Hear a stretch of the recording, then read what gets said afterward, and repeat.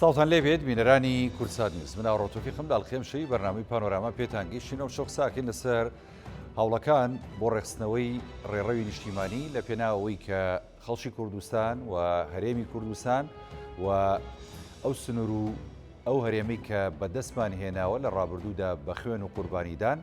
بتوانین پارێزگاری لێ بکەین بۆ هەوڵە نیشتیمانیانی کە هەیە لە نێوان سەرجەم لایەنە سیاسیەکان لە هەرێمی کوردستان بە تایبەتی لە نێوانی یەکێتی نیشتیمانی کوردستان و پارتی دیموکراتی کوردستان کۆمەڵێک هەنگاوی گرنگ نراوە بە ئاراستەی چارەسەرکردنی کێشەکان لە هەرێمی کوردستان لە نێوان ئەو دوو لایەنە سەرەکیی کە هەن لە حکوومەتی هەرێمی کوردستان. ئەمە بۆتە جێگەی خۆشحاڵی هەم خەڵک هەم ئەو ڕێڕەوە نیشتیمانی کە هەیە پێویستە لایەنە سیاسیەکان لەسەری بڕۆن وەکو ئاماژەم پێدا بۆ پاراستنی دەستکەوتەکان. ئەمە جێگەی خۆشحاڵی و هەروەها پاڵپشتیشی بەهێزە لە سەرجەم لایەنە سیاسیەکانەوە.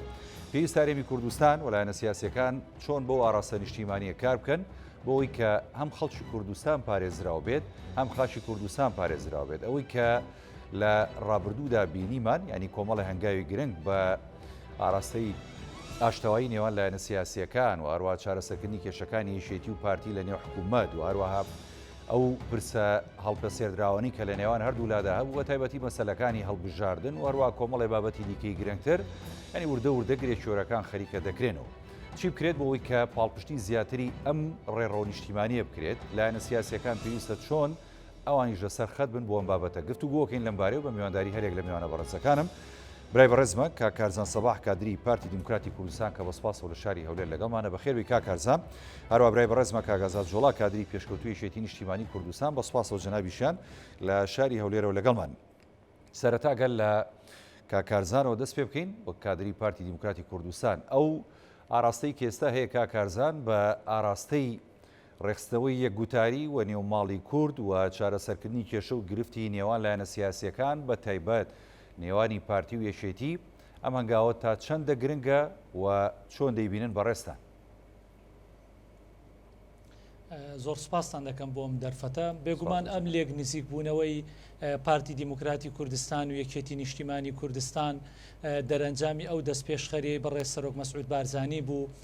کە لە یادگاری نیشتیمانی بارزانی دەست پێشخەریەکی کرد داوای کرد تا ڕۆژی 18 مانگ هێز و لایەنە سیاسیەکان کۆ ببنەوە گرفتەکان چارەسەر بکەن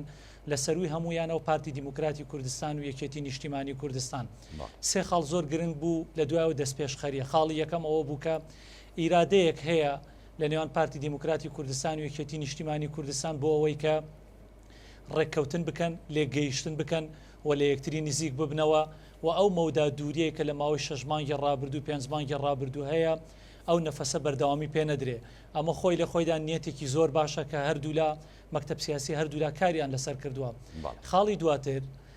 پارتی دیموکراتی کوردستان و یەکێتی نیشتیمانی کوردستان لە ماوەی ئەو لێک دوور کەوتنەوەیان و دروستبوونی ئەو زمانە زبرەی ڕاگەیاندن کە لە نێوان هەردوو لایەندا هەبووە کۆمەڵێک شتیان بۆ دەرکەوتووە. یەکێک لەوانە ئەوە بووە کە قەوارەی هەرێمی کوردستان بە دوورکەوتنەوەی پارتی دیموکراتی کوردستان و یەکێتی نیشتیمانی کوردستان مەترسیەکانی لەسەر زیاتر دەبێ و دواتر خاڵە ناکۆکەکان تەنها لە لێککەوتەی سیاسیەوە نامێنێت گرفتی ئیداری دروست دەبێت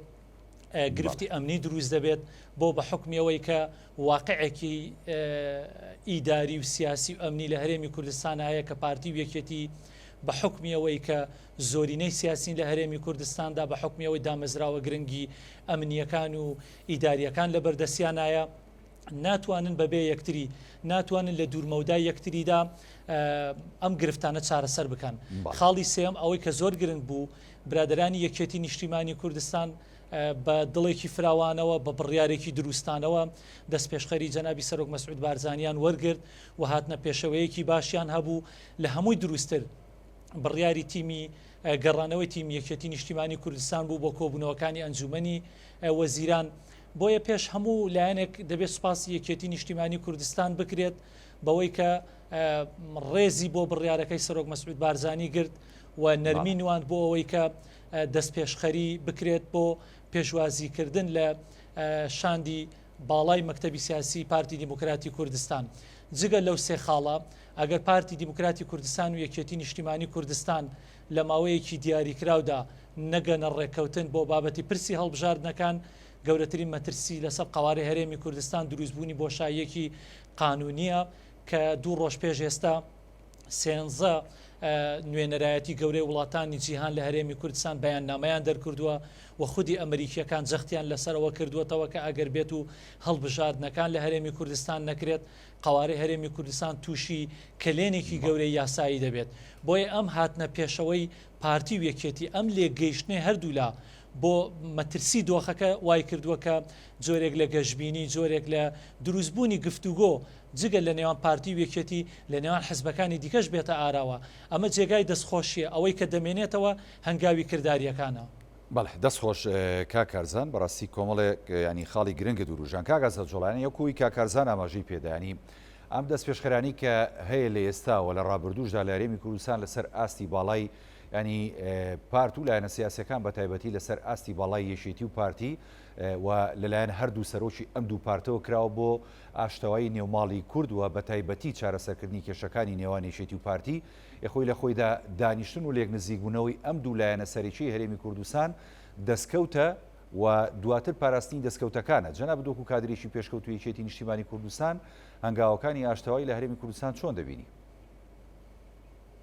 ئەسڵاو لەتەوە لە میوانە بەڕێزەکەت و بینەرانی خۆشەویست.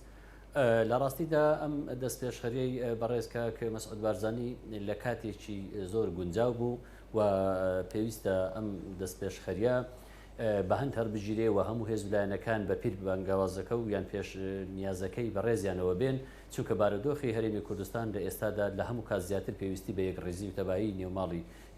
کوردی و کوردستانیش هەیە. ئەم دەست پێشخەریەی بەڕێزیان لایەنە سیاسیەکەی ناگەینی بەڵکو لایەنە ئیداریەکەش دەگەینی چونکە ئێمە لە ڕابردوودا کێشەی حکومڕانیش ینی کێشەی ئیداریش هەبوو لە نێوانی پارتی دیموکراتی کوردستان و یەکێتی نیشتیمانی کوردستان هەموو لایەکیش دەزانین ینی مەسەلەی حکومڕانی بابەتی حکومڕانی پەیوەستە بە قوت و ژیانی خەڵکەوە پەیوەستە بە ئەمنیەتی خەڵکەوە پەیوەستە بە کەسابەت و بازرگانی و ئابووری هەرێمەکەمانەوە. بۆیە لایەنە ئیداریەکە و لەگەڵ ئەوەش لایەنە سیاسیەکە و ئینجا کاریگەری دەبی لۆ پەیوەندی دیبلۆماسیش هەر وەکو میوانە بەڕێزەکەت باسی کردانی لە چەند ڕۆژی ڕابردوودا نوێنەری ڕێکخراوی نیشتینەتەوە یەکگرتوەکان و 13 وڵاتی گەورەی جیهان و ئەوڕۆپیەکان و وڵاتانی تری جیهان بە ئاشکرا ڕایانگەیاندەوە داوایان کردووە کە ئەم کێشانەکە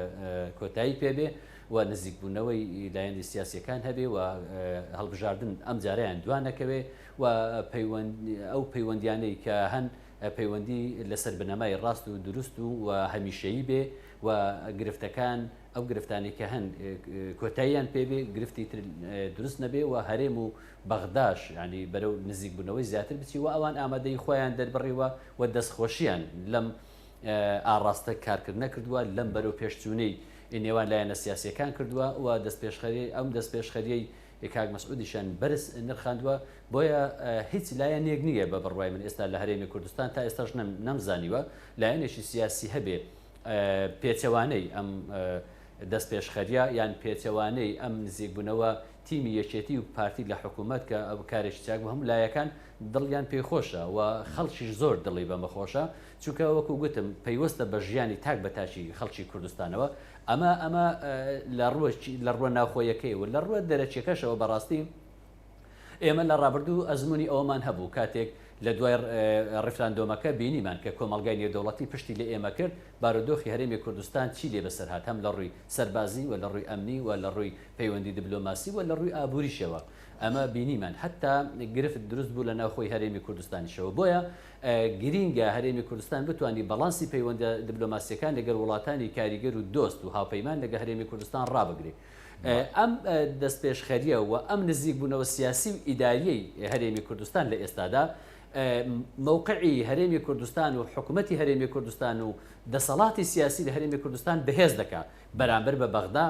و بەرامبەر بە وڵاتە ئیقلیمیەکان و لە ناو کۆمەڵگای نێودەوڵەتیش. ئێمە بە نزیکبوونەوەی لایەنە سیاسیەکان لە هەرێمی کوردستاندا ئەم ڕەخنانەی کە لە ڕابردوودا لە هەرێمی کوردستان گیراوە لە مەسلەی ڕادەربڕین و ئازادی ڕادەربڕین لە مەسلەی ئازادی ڕۆژنامەگەری لە مەسلەی ڕێخستنەوەی هێزی پێشمەرگەی کوردستان و لە مەسلەی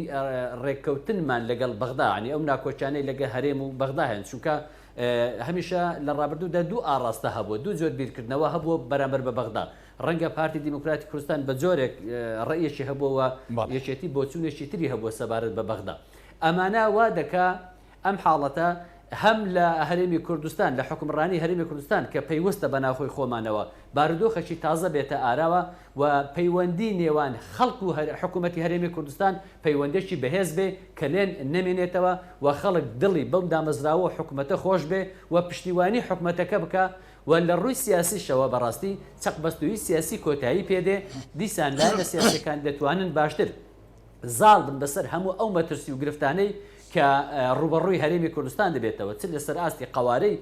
هەرێمی کوردستان و چ لە ئاستی ئەم ناکۆشیانەی کە لە بەغداوە لەگە هەرێم هەمانە ئێستا ئێمە لە بەردەم چارەسەرکردنی کۆمەڵی گرفتین لەگەڵ عێراق ئەم چارەسەرکردنی ئەم گرفتانە و بە بەرژەوەندی هەرێمی کوردستان ئەوەمان لێ دەخوازێ دامەزراوەی هەرێمی کوردستان دامەزراوەکان دامەزراوەی بەهێز بن دامەزراوەکان بەهێز نابن ئەگەر یەک خطابی سیاسیمان نەبێت یەک خطابی سیاسیمان نابێ ئەگەر ئێمە لە چەق بەستووی سیاسی تێنەپەڕێنین و لە ڕووی سیاسیەوە تێک نەگەین و لەسەر مێزێکی گفتوگۆدانە نشین و هەڵۆستە سیاسیەکانمان یەک نەخێن بەرامبەر بە بەو ئەجندایی کە هەیە بەرامبەر هەرێمی کوردستان ڕاستە دەکرێت بۆ چوونی جیاواز هەبێ هەندێک بۆ چوونی جیاواز لە ناوخۆی هەرێمی کوردستان ئاسایی هەبێت چکە نەتیجە ئێمە دوو حیزبی جیاوازین تێڕوانینمان جیاوازە و بیرکردنەوە جیاوازە لایەنەکانی تر تێڕوانینیان بۆ حکمڕانی جیاوازە ئاڕاستە و ئایدیای فکر و ئایدۆلۆژیان جیاوازە ئەمە ئاساییە جاخۆ ئەگەر ئێمە هەموو شتێکمان وەکو یەکبایە دەبوون بە یەک حیزب بەڵام هەندێک شت هەیە هێڵی سوورە بەرامبەر بە ئەزمموی هەرێمی کوردستان بەرامبەر بە قوارەکە بەرامبەر بە یەکڕیزی نەتەوەییمان کەس بەقەت کورد لەم ناوچەیە ڕۆژهەڵاتی ناوەڕاست دوژمنی سەرسەخت و زۆری نییە ئێمە نیشتیمانەکەمان پارچە کراوە بەسەر چوار دەوڵەتدا داگیر کراوە و نکۆڵی لە بوونمان دەکرێت ئێمە دەزانین حاڵی بەشی هەر زۆری نەتەوەکەی ئێمە ئێستا لە تورکیا لە حاڵێکدا دەژین و دەزانین ڕۆڵەکانی ئێمە لە ڕۆژئاوای کوردستان لە حاڵیان چۆنە تەنانەت لە ڕۆژهەڵاتی کوردستان و حیزب معارەزەکان دۆخیان چۆنە بۆیە پێویستە ئێمە هاوکاری خەباتی ئەوان بین بە یەکبوونمان بە یەکڕێزیمان بە پشتیمانی نەتەوەیمان لە پارتەکانی تریش بۆ ئەمەش دەکرێت ئێمە لە ناوە خۆمان ڕێک و تەبابین خۆمان ناکرێت هاوکاری ئەوان بین ئەگە ئێمە ناو خۆمان دوولەت بین سێلت بین و چەق بەستووی سیاسی لە نێوانماندا هەبی بۆیە بەردەوەی ئێمە بتوانین هاوکاری ئەوان بکەن پێویستە نێو ماڵی خۆمان لە هەرێمی کوردستان ڕێخینەوە دەست خۆش کاگازات کاگێ کارزانۆک و ئەم هەموو بەرپرسیارەتێک گەورەیە وەکو کاگ ئازاد ئاماژەی بۆ کاکە ینی لەسەر شانی بۆ نمونە هەرێمی کوردستانەوە لەسەر شانی لایەنە سیاسیەکانی هەرێمی کوردستانە بە دیاریکراوی یەکێتی و پارتی و ئەم هەموو چاو و تێڕوانینان لەسەر قەواری هەرێمی کوردستانە ڕاستە ینی گوتاری سیاسی و استراتیژی هەردوو لایەن بە تایبەتی یەکێتی و پارتی ئەگەر جیاواز بێت دوجار ینی ڕێڕەوەکەی ڕێڕەویشی نیشتیمانیە کەواتە ئێمە ئەگەر یەکگرتوو بین بەهێزین و بەهێزی ژەبین بۆ پارچەکانی دیکەی کوردستان و لە بەرامبەر بەغداش ئێمە بەهێز دەبین ئەگەر لاواز بین ینی لە هەموو ڕێکەوەمە لاواز دەبین پێ دوایە کاتی ئەوەی تر ئێمە ڕێڕەو نیشتیمانەکان بە یەکگرتووی و تەبایی لە نێوانی یەکێتی و پارتی و ئەنجا لایەنەکانی دیکە ئاراستە بکەین ئەمە پێ دوایە کاری جددی ئەوێ و وەکو پێشتریش ئاماژەت بۆ پێدا یعنی بەڕاستی جددیەتێکی زۆر هەیە لە نێوان یەکێتی و پارتی پێ دوایە ئەم جددیەتە بگوازێتەوە بۆ لایەنە سیاسیەکانی دیکە لە هەرێمی کوردستانیش بێگومان پرسیارێکی زۆر جوان بوو ئەوەی کە زۆر گرنگ بوو پارتی و یەکێتی نەک لە بابەتی ناوخۆیی کە ڕەنگە ئەگەر پێکەوە نەبن گرفتی گەوریان بۆ دروست بێ بە تایبەتی لە مەسلەی ئیدارەدان لە مەسلەی ئەمنی لە بابەتی دوورکەوتنەوەی ئاڕاستە سیاسیەکان گرفتێکی دیکە هەیە ڕۆژی 24 مانگ دادگای فیدرالی عێراق بڕیار لەسەر مەسلەی درێژکردنەوەی پەرلەمانی کوردستان دەدات پارتی و یەکێتی ئەبێت بە یەک تیم ئەبێت بە یەک تێڕوانین ئەبێت بە یەک ئاڕاستە کار بکەن بەرنمەیەکی استراتیژی دابنێن بەرنمەیەک دابنێن بۆ ئەوەی کە چۆن ڕوبەڕووی ئەو پێشهاتە دەبنەوە کە ئێستا ئێمە نازانی کە ئایا دادگای فیدرالی چه قەرارێک دەدا کە ئایا ئەو تەمدیدکردنەوەی پەرلەمان بە ناقانونی وەسف دەکا ئایا پەرلەمانی کوردستان کارەکانی ڕادەوەسێنێ کۆمیسیۆنی باڵای هەڵبژاردنەکانی عێراق سەرپەرشتی هەڵبژاردنەکان دەکا ئەمانە هەموو ئەگەرن بۆیە پارتی و یەکێتی دەبێت بیر لە بەرنمەیەکی استراتیژی بکەنەوە لەوەی کە چۆن ڕوبەڕووی ئەو ئاڵنگاریانە دەبێتەوە کە لە بەغداوە بڕیار لەسەر هەرێمی کوردستان دەدرێت. خاڵی دواتر ئێمە ئێستا جارێت لەگەڵ لە ڕێکەوتنێکی لەگەڵ حکوومەتی عێراقی لە بابەتی مەسلەی بودجێ لە بابەتی تێپەڕاندنی یاسای نەوت و غازە ئەمانە پێویستیان بە تێڕوانینی هاوبەشەیە کە لە هەرێمی کوردستانەوە بە یەک تیم بە یەک تێڕوانینی هاوبەش کە بتوانین لەگەڵ لایەنە عێراقیەکان چۆن ڕێک بکەوین بۆی کە بتوانین مافەکانی گەلی کورد لە چوارچێوەی یاسای بودجێ عێراقیدا کە تا ئێستا لە پەرلەمان خوێندنەوەی دووەمی پێویستە و دواتر پێویستە پەسەند بکرێت کە مافی گەلی کوردی تێدایە 2000 دەچێتە سەرۆکایەتی کۆمار سەرۆکایەتی کۆمار بەدەست برادران یەکێتی نیشتیمانی کوردستانەوەیە و پێویستە ئەم تێگەیشتنە هەبێ پێویستی بە تێڕوانینێکی قوڵەیە پێویستی بە وردەکاریەکی زۆر هەیە. دواتر مەسلەی یاسای نەوت و غازە ئێمە ئێستا حالیان گرفتێکی گەورەمان هەیە گرفتەکە لەوەیە کە نەوتی هەرێمی کوردستان لە دوای دادگای پاریسەوە ڕایگیراوە بۆ ماوەی دوومانگێک دەبێت حکوومەتی عێراقی لەسەر خەتە لەگەڵ تورکیا بۆەوەی کە چۆن ئەم نەوتە هەناردە بکرێتەوە تا ئێستا حکوومەتی تورکیا وەڵامێکی ڕوونی نییە یاخود تا ئێستا وەڵامی نەداوەتەوە لەسەر ئەم بابەتانە. ئەمانە پێویستی بە تێڕوانینی هاوبەشەیە پێویستی بە لێک نزیکبوونەوەی پارتی و یەکێتی هەیە کە چۆن بتوانین ئەم ئاڵنگاریانە لە بەغدا چارەسەر بکەین. ئەگەر ئێمە بە دوو تێڕوانینی بە دوو تێڕوانینی جیاوازەوە بچینە پەرلەمانی عێراق بچین گفتوگۆ لەگەڵ حکوومەتی عێراقیدا بکەین 2000 حکوومەتی عێراق بەو قورساییەوە تەماشای هەرێمی کوردستان ناکە وەکو دوو تیمی حزبی تەماشایان دەکات. ئێمە لە ماوەی ڕابردوودا ئەو گرفتانەی کە لە نێوان پارتی و یەکێتیدا هەبوو ئەوەندە قوڵ بوو بۆەوە هەندێک لایەنی عێراقی داوایان لە بەڕێز محەممەد شایع سوودانی کردبوو کە دەست پێشخەری بۆ ئاشتەوایی نێوان پارتی و یەکێتی بکە. لە کاتێکدا پارتی دیموکراتی کوردستان و یەکێتی نیشتیمانی کوردستان خاوەنی قیادەی نیشتیمانین خاوەنی کەسانی بڕیاردەرن و خاوەنی ئەمە جەنابی سەرۆک مەسعود بارزانین کە ئێستا وەکو مەرجعی هەرێمی کوردستان ڕۆڵی گرنگی هەیە کەواتە ئێمە ئەم تێڕوانینە هاوبەشەمان هەبێت ئەم لێک نزیک بوونەوە هاوبەشەمان هەبێت لە نێوان یەکتردا بۆ دەبێت لایەنی دیکە بۆ دەبێت لایەنی عێراقی بۆ دەبێت لایەنی ئێرانی تورکی بێن پێشنیار بۆ یەکگرتنەوە ئێمە بکەن و من دەمەوێت بیری بینەرانی خۆشەویست بێنمەوە کاتی خۆی گرفتێک هەبوو لە بابەتی ئەوەی کە بەڕێز کاک نێچیروان بارزانی ببێتەوە بە سەرۆکی حکوومەتی هەرێمی کوردستان یاخود کاندیدی یەکێتی نیشتیمانی کوردستان هەبێت بەپێی ئەو ڕێکەوتنە استراتیژیەی کە لە نێوان پارتی و یەکێتی هەبوو دەبایە کاندیدێک یەکێتی نیشتیمانی کوردستان لە شوێنی بەڕێز کاک نێچیروان بارزانی بواە. ئەو کاتە من باش بیرم دێت لە کۆنگرەیەکی ڕۆژنامەنووسی بوو سەرۆک مامجەلال لە کۆنگرەیەکی ڕۆژنامەنووسی دیار بوو پێشتر تێگەیشتنێکیان هەبوو لەگەڵ سەرۆک مەسعود بارزانی لەو بارەوە لە کۆنگرەی ڕۆژنامەنووسیەکە داوتی من کاک نێچیروان بارزانی کاندیدی منە و کاندیدی هاوبەشی پارتی و یەکێتیە و ئێمە دەرفەتی پێدەدەین بۆ ئەوەی کارەکانی تەواو بکات.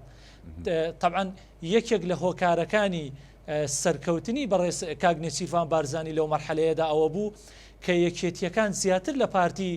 هاوکاری بەڕێز کاک نێچیروان بارزانیان کرد وەکو کاندیدی هاوبەش بۆیە زۆر گرنگە ئەو تێڕوانینەی بەڕێز مامجەلال کە کاتی خۆی لە ناو یەکێتی نیشتیمانیدا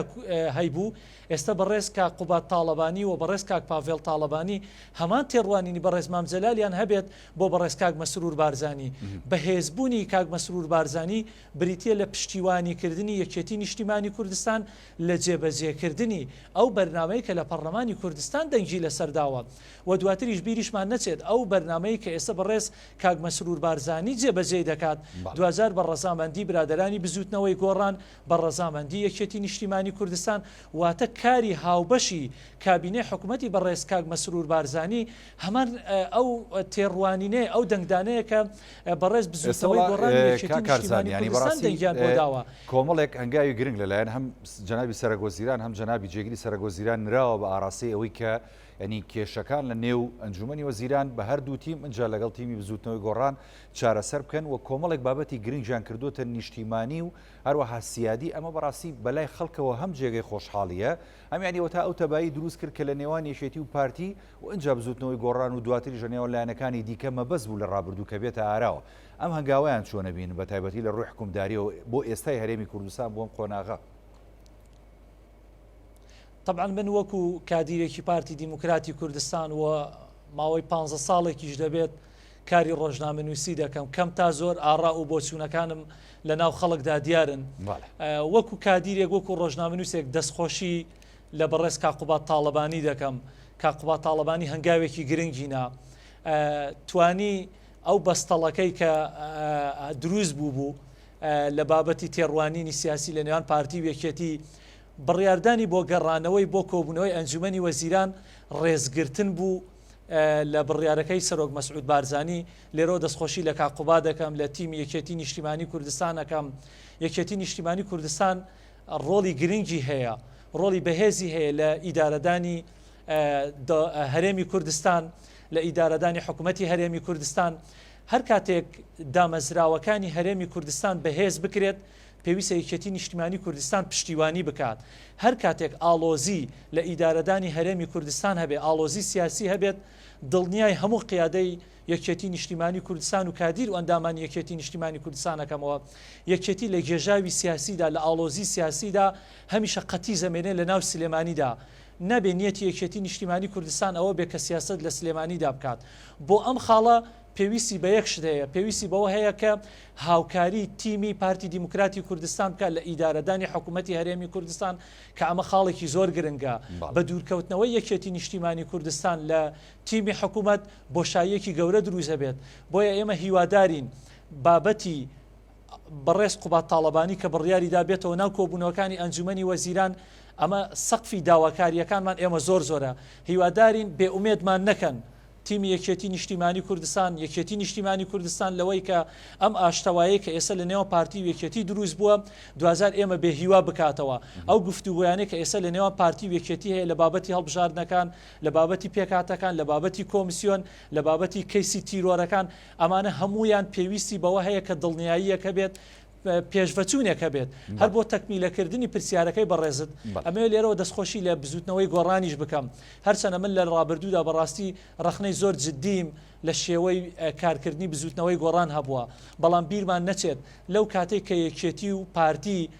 لێک دوورکەوتنەوە لە ئیدارەدان و بە تایبەتی تیمی یەکێتی نیشتیمانی کوردستان بایکۆتی کۆبوونەوەی ئەنجومەنی وەزیرانی کرد. ئەگەر بزوتنەوەی گۆڕانیش بایکۆتی بکردا یان تەڕەفلایی یان تەڕەفگیری لایەنێکی بکردایە دڵنیان دەکردەوە کە دۆخی هەرێمی کوردستان بەرەو ئاقارێکی زۆر خراپتردا دەڕۆی. بۆیە لە بەدەر لە پارتی وێکێتی لایەنەکانی دیکەش پێویستە ڕۆڵی خۆیان ببینین ڕۆڵی ئاشتەوایی خۆیان ببینین کە ئەمە زۆر زۆر گرنگە و هیوادارم لە بابەتی جێبەجێکردن ئەو ئومێدەی خەڵکی هەرێمی کوردستان لاواز نەکرێت ئەو ئومێدەی خەڵکی هەرێمی کوردستان یعنی نادیدە نەگیرێت. بەو هیواین دەست خۆشکار کارزان دێمە خزمەت جنابەت کاگازاد ینی مەسلەی لایەنە سیاسەکانی دیکەی هەرێمی کوردستان ینی ئەمانش زۆر گرنگن ئەم ڕاو پێشنیار و بیر و بۆچوونەکانیان بە هەند وەربژیرێک و کارزان ئاماژەی پێەکە و هەم دوێنە ژیانی بینیمان دوایەوەی کە کۆبوونەوەی باڵای ینی هەردوو مەکتەبی سیاسی یەکێتی نیشتیمانی کوردستان و پارتی دیموکراتی کوردستان لە سەیمانی بەڕێوەچوو بەڕێز باڤڵ تاڵەبانی سەرۆکی یەکێتی نیشتیمانی کوردستان ئاماژەی بۆدا کە پێویستە ڕۆڵی ینی لایەنە ئۆپۆسیۆنەکان ئەو وای وت ینی هەرێک لە مامۆستا سەلاحەدین باهادی و مامۆستا عەلی باپیر و لایەنەکانی دیکەش لە هەرێمی کوردستان ینی ڕۆڵیان نادیدە نەژیرێت لە بەرچاو بژیرێت تا چەندە گرنگە ینی ئەو ئاشتەوایی کە هەیە لە نێوان یەکێتی و پارتی بەگشتی وەکو داواش کراوە لەلایەن بەڕێز کاک مەسعودەوە کە دەبێت هەموو لایەنە سیاسیەکان جگەل لە یەکێتی و پارتی کە ئەوان بەجیادانیشن ئەنجا هەمویانشیان بە یەکەوە کۆبوونەوەیکی نیشتیمانی فراوان بکەن بۆی کە کێشەکان لەوێ قسە و باسی لەسەر بکرێت تا چەندەم کۆبوونەوەی گرنگە بە نزیکترین کات ئەنجام درێ بەڕاستی. لە ڕاستیدا هەر دەست پێشخەریەکەی بەڕێز کاک مەسعود کە باسی ئەوە کردی هەموو لایەنەکان تێدا بەشدار بن و وەڵامی سەرۆک پاڤڵ تاڵەبانی ئەویش تاکیدی لەوە کردەوە کام ئاشتەوایە ئەم دەست پێشخەریە دەبێت جێبەجێ بکرێ و ئەمانجی خۆی بگا و هەموو لایەنەکان تێدا بەشدار بن و تاکیدی لەوەی کردەوە کە سەردانی هەموو لایەنەکان دەبی بکرێ ئەسڵان هەر یەکێتی و پارتی وەکو یەک تیم سەردانی لایەنەکان بکەن ئەمە هۆکارەکەی بە ئەوە دەگەڕێتەوە یان گرنگەکەی لەوەدایە ئەم ناکۆچیانەی کە لە ڕابردوودا هەبوون لە نێوان یەکێتی و پارتی بۆ تێڕوانین یان بۆ حکومڕانی یان بۆ بابەتە سیاسیەکان یان بۆ پەیوەندی نێوان هەرێم و بەغدا یان بۆ هەرێم و وڵاتانی ئەقلیمی هەموو ئەمانە بابەتی صرف حزبینین ینی بابەتێکن ڕەهەندی نیشتیمانیان هەیە ئەم بابەتانە و ئەو کێشانەی کە هەبووینە کێشەی هەرێمی کوردستان بەگشتی بووە بۆیە کاتێک کە ئەم دوو لایەنە کێشە دروست دەبێت لە نێوانیاندا تۆ سیر کەم لایەنەکانی تریش نیگەران دەبن و خەڵکیش بەگشتی بەڵام کاتێکە پێویست بەوە دەکا ئاشتەوایی بکرێەوە چارەسەری کێشەکان بکە بۆیە لەوێدا پێویستە لایەنە سیاسەکانی تریش بێن هاوکار بن و پاڵپشت بن چونکە کێشەی ئەوانیشە هەر کێشەیەکی نیشتیمانی کێشەیەکی سیاسی لەم هەرێمەدا هەبێ کێشەیەکی ئەمنی کێشەیەکی ئابووری هەبێ هەموو حیزبەکان دەگرێتەوە و تاک بەتاچی کۆمەڵگەی کوردستانیش دەگرێتەوە بۆیە خۆ ناکرێ ئەوان لە کاتێککە ئاشتی لە نێوانی پارتی وێچێتی ئەوان ئیمال بکرێن و لە کاتی تنگانە ئەوانی شەڵوێستان هەبێ نەخێر پێویستە ڕۆڵیان هەبێ لە ئاشتەوایی لە چارەسەرکردنی کێشەکان چونکە ئەم کێشانەی لە ڕابردوودا لە بینی پارتی وێچێتی هەبوو هەندێکیان ڕەهەندی سیاسیان هەیە لە هەرێمی کوردستان تەنها پارتی وێچێتی حیزب نین حیزبەکانی تریشن بەپێی یاسای ڕێنمایی حیزبەکان و بەپێی یاسای ئەو لە یاسای بەرکار لە وەزارەتی ناوخۆ ئەوانش مۆڵەتیان هەیە و حیزبن و بەشداری هەڵبژاردنەکان دەکەن پێویستە هەمان ڕایان هەبێ ڕایان وەربژیرێ و مەسەلەی هەڵبژاردنە ئەوانیش تێدا بەشدار دەبن لەگەڵ بەغدایە پێویستە ڕاو بۆچوونیان هەبێ لە مەسەلەی ئەدای حکمڕانیە پێویستە هەیان بە تایبەتیان حیزبانە هەندێکیان ئۆپۆزیسیۆنن پێویست ئەم کاتە وڵات پێش دەکەوێت ئەم کاتە حکومەتێکی بەهێز دەبێ کاتێکە گوێ لە ئۆپۆزیسیۆن بگرێ ئۆپۆزیسیۆن هەبێ و گوێی لێ بگیرێ ڕەخنەکانیان بە هەند هەر بگیرێ بۆیە یعنی ئەم بابەتانە بابەتی گشتگیرن گشتین هەموو هەرێمی کوردستان دەگرێتەوە هەم لە ئیجابیەکەی هەم لە سلبیاتەکەی ئەم دەرفەتێک کە ئێستا هاتوۆتە پێشەوە من پێم وانێ حیزبولایەنەکان کەسیان ڕەتیان نەکردوتەوە کە ئەوان ئامادە دەبن دەستپێشخەری بکەن لە هەمووی گرنگتر بۆ ئەوەی ئەم ئاشتەواییە ئەم دەستپێشخەریە بە ئامانجی خۆی بکە و ئەنجامێکی باش بەدەست بێنێ گریگە پارتی دیموکراتی کوردستان و یەکێتی نیشتیمانی کوردستان ببێتەوانەیەک بۆ هەڵوێستە سیاسیەکانیان بۆ داهاتوو نەهێڵن هیچ لایەنێک و هیچ کەسێک و هەندێک کەسی بەرژەوەند خواست لە دەور و بەری هەردوو لایەن یان لە دەرەوەی ئەم حیزبانەش یاری بکەن یان مەلە لە ئاوی ڕێڵ بکەن بەڕاستی کاتی ئەوە هاتووە ئیتر ئەم گرفتانە کۆتاییان پێبێ کاتی ئەوە هاتووە یەکێتی نیشتیمانی کوردستان بیر لەوە بکاتەوە ئەو هەموو شەهید و قوربانی و مێژوو خەبات و تێکۆشانەی یەکێتی دەریایەکە لە خوێن و لە خەبات و خۆڕاگری و قوربانی نابێ بە هەند بڕوە و یەکێتی نیشتیمانی کوردستان هەرکەواشە و ئامانجیشی وابووە و بە تایبەتیش سەرۆک پاڤێڵ تارەبانی زۆر گەورەتر لەوە بڕیارەکانی بۆ بەرژەوەندی یەکێتی نین ئەوەندەی بۆ بەرژەوەندی گشتیە بە هەمان شێوە دەیان جار لە سەردەمی جەنابی ئیمام جەلال و کاک مەسعود هەردووچیان بەیەکەوە هەموو چارەسەری هەموو کێشەکانیان دەکرد لە دوای کۆچی دوایی جەنابی ئیمام جەلال زۆر جار داوا لە بەڕێز کاک مەسعود بارزانی کراوە بەڕێزیان زۆر لەوە گەورەترە سەرۆکی تەنها حیزبێک بێ بۆیە بڕیاری جەنابیان دەست پێشخەری بەڕێزیان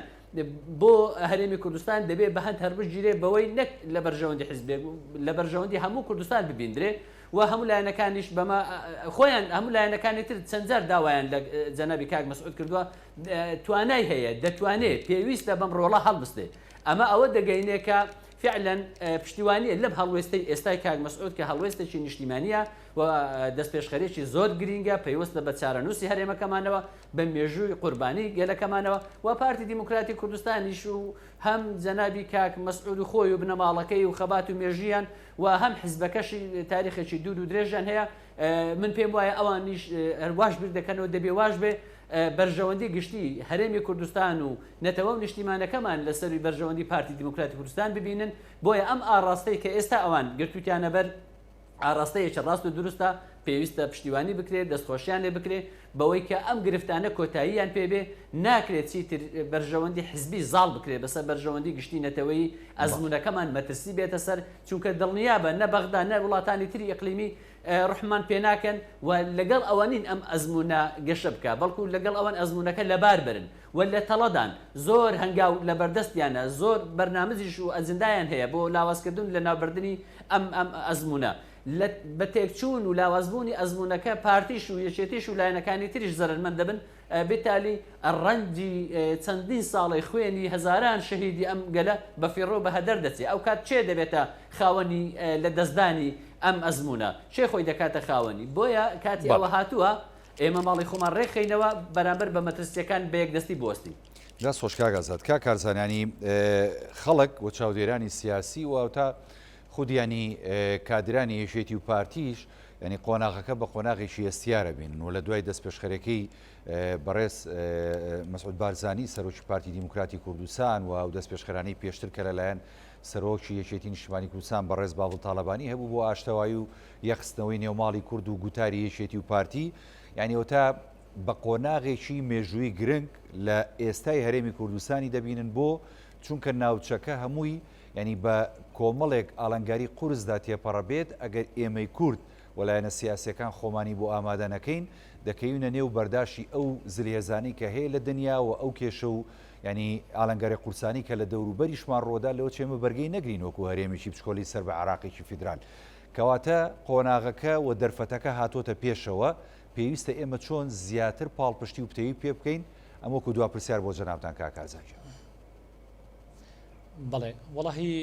پێم خۆش بۆ پرسیارە طبعاً لە منتیقەکە بە تایبەتی ڕۆژهەڵاتی ناوەڕاست زۆرێک لە جەمسەرگیری سیاسی دروست بووە بە تایبەتی دروستبوونی بەرەی ئێرانەوە بەرەی چینەوە دواتریش ململانیەکانی نێوان ئێران و ئەمریکایە ئەمە وای کردووە کە بەداخەوە ڕۆڵی ڕۆژهەڵاتی ناوەڕاست و بایەخدانی ڕۆژهەڵاتی ناوەڕاست لە چوارچێوەی ئەم ململانێ گەورانەی ئەم زلهێزانەی جیهان بەرەو لاوازبوون بڕوات ئەوەی کە گرنگە لێرەدا ڕۆڵی هەرێمەکان وەکو کاراکتەری ناودەوڵەتی پێویستە لە چوارچێوەی ئەم جەمسەرگیریانەدا ڕۆڵی گەورەیان هەبێت و پێویستە بتوانن ئەو ڕۆڵەیان کە هەیەە بە تایبەتی لە دروستبوونی ئەو دامەزراوە گرنگانەی کە هەیەە بتوانن کە خۆیان بپارێزن لە شێوەی ئەو جەمسەرگیریانەی کە لە منتیقەکەدا هەیە بۆ ئەمەش پێویستمان بە یەکشت هەیە واقعی هەرێمی کوردستان ئەوەیە کە پارتی دیموکراتی کوردستان و یەکێتی نیشتیمانی کوردستان جۆرێک لە دەسەڵاتی دووزۆنیان هەیە ئەم شکڵە یەکگرتنەوەی ئیدارەدانە کاتی خۆی لە بەرمەبنای ڕێکەوتنی استراتیژی بووە کە سەرۆک مەسعود بارزانی و بەڕێز سەرۆک مامجەلال تاالبانی خوا لێ خۆش بێت کاتی خۆی ئەم ڕێکەوت نەکراوە کاتی خۆی گرنگی ئەم ڕێکەوتنە لەوەدا بوو کە ئەو ناکۆکیە سیاسیانێکە هەیە لە ئاستی ئەو ڕێکەوتنە چارەسەر بکرێت لە بابەتی ئەمنیەوە هەتاوەکو دەگاتە سەر ئیدارەدانی حکوومەتی هەرێمی کوردستان ماوەی چەند ساڵی خایان کە ئەمە زۆر گرنگ بوو ئێستا هەردوو پارتی وێکێتی گەیشتونەتە لە بەردەم ئەو قۆناغی کە سێ ڕێگا لە بەردەمیاندا هەیە بۆ ئەوەی کە